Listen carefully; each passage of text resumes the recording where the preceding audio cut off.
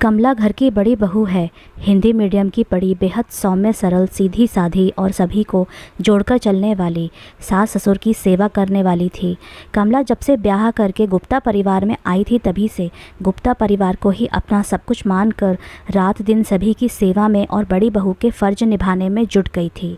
कमला के पति सूरज एक मामूली से कंपनी में छोटे से पद पर काम करते थे।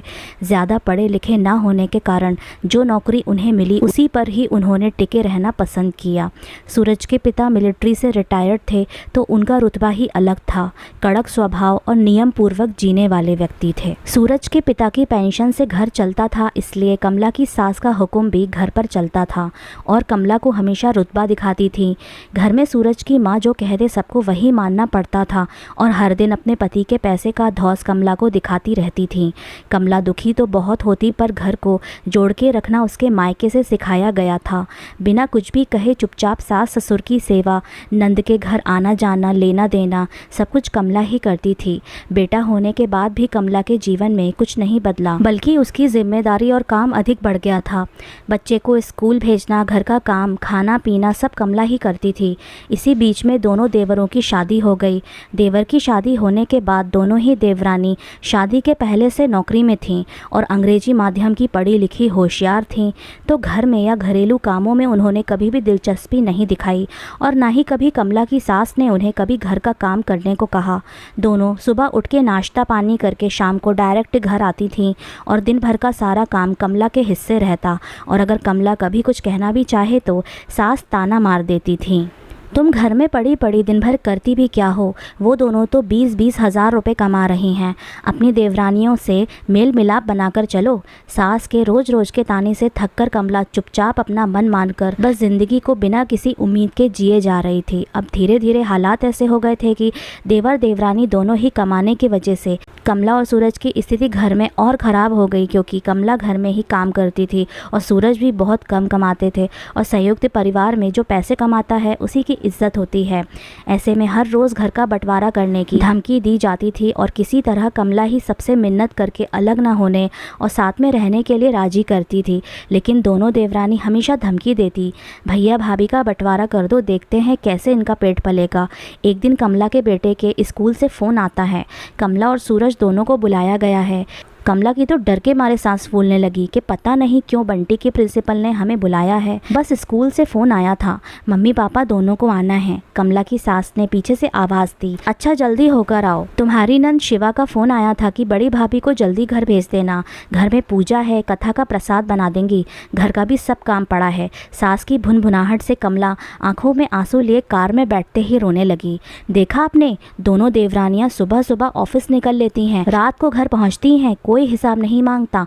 मैं आधा घंटा भी बाहर रहूं तो बवाल मचा देती हैं माँ जी। आए दिन दीदी के यहाँ पूजा पाठ, जन्मदिन, बस बड़ी भाभी चाहिए काम कराने को। मैं ही नौकरानी हूँ क्या? ऊपर से हर बात पर सुनो कि मंझली बहू 20 हज़ार कमाती है, छोटी 25 कमाती है, बड़ी बहू है फालतू हर जगह जाने के लिए। अंग्रेजी माध्यम से पढ़ाई की होती मैंने तो शायद मुझे भी ये दिन ना देखना पड़ता, 10-15 हज़ार मैं भी कमाने लायक होती। सूरज कमला को चुप करवा कर स्कूल ले गया। किसी तरह कमला और सूरज ने डरते हुए प्रिंसिपल के ऑफिस में प्रवेश किया। बैठिए, मैंने ही फ़ोन करवाया था, कुछ पूछना था आपसे। हिंदी दिवस पर बंटी ने एक संस्कृत में कविता सुनाई थी, उसने बताया था कि वो आपने लिखी थी।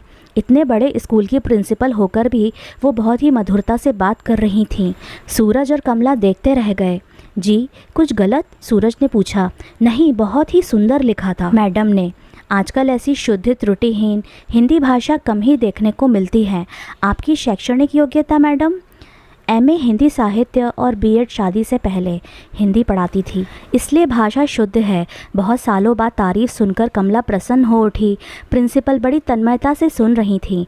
अच्छा, तो अब क्यों नहीं पढ़ाती हैं? घर में मनाही है या आपको पसंद नहीं? कमला, जहाँ भी आवेदन किया अंग्रेजी ना बोल पाने के कारण बात नहीं बनी। फिर शादी के बाद घर गृहस्थी में ऐसे उलझी कि कुछ होश ही नहीं रहा।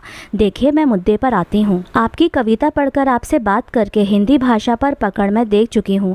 डिग्री भी है, अनुभव भी। हमें अपने स्टाफ में आप जैसी अध्यापिका की ही आवश्यकता है। यदि आप इच्छुक हों तो हम चाहते हैं कि आप कल से ही ज्वाइन कीजिए। क्यों मिस्टर सूरज, आपको कोई दिक्कत तो नहीं है? प्रिंसिपल हंसते हुए पूछी। सूरज ने हामी भर दी थी। अब अब कमला की खुशी का ठिकाना नहीं रहा। दोनों घर पहुंचे तो सब उन पे बरसने के लिए तैयार बैठे थे। छोटी ननद घूरते हुए बोली, भाभी कहाँ थी आप? फ़ोन भी बंद था। माँ ने ही रोटी सेक कर पापा को खिलाई। दीदी के यहाँ भी जाना है आपको। सूरज ने मुस्कुराते हुए कमला को अपने पास बैठाया। कमला शिवा के घर प्रसाद बनाने नहीं जा पाएगी। सर्टिफिकेट्स वगैरह जमा कराने जाना है मम्मी इसको। बंटी के स्कूल में इसकी नौकरी लग गई है। सभी चौंक गए थे और सास परेशान। अब तो सारी रिश्तेदारियां संकट में पड़ जाएंगी। अब तुम नौकरी, अब छोटी मोटी 3-4 हज़ार की नौकरी के लिए कहाँ भटकोगी? हटाओ, सास ने कहा। 12वीं क्लास के बच्चों को हिंदी पढ़ाना है मम्मी। 50,000 वेतन मिलेगा। आपकी बड़ी बहू को आशीर्वाद दीजिए। अब तो सास, देवर, देवरानी सबके चेहरे देखने लायक थे, जैसे अब कभी बंटवारा उनको करना ही नहीं है। कमला सबकी भाभी हो गई। सब जल्दी से कमला के आव भगत में लग गए। तो दोस्तों, कैसी लगी हमारी आपको यह कहानी? हमें कमेंट सेक्शन में ज़रूर बताइएगा और हमारे चैनल को सब्सक्राइब कीजिए और ये कहानियाँ अपने दोस्तों के साथ भी शेयर करना ना भूलें।